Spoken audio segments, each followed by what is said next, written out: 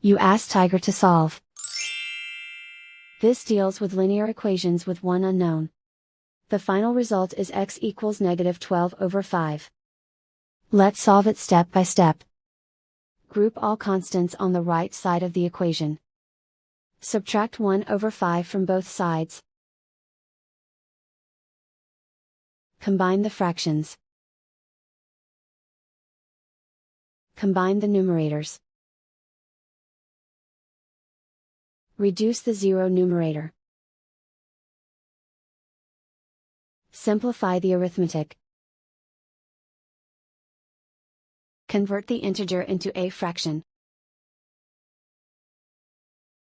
Combine the fractions. Combine the numerators. Isolate the x. Multiply both sides by inverse fraction 2/1.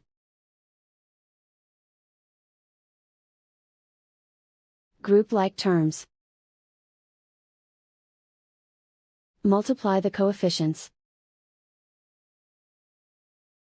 Simplify the fraction. Multiply the fractions. Simplify the arithmetic.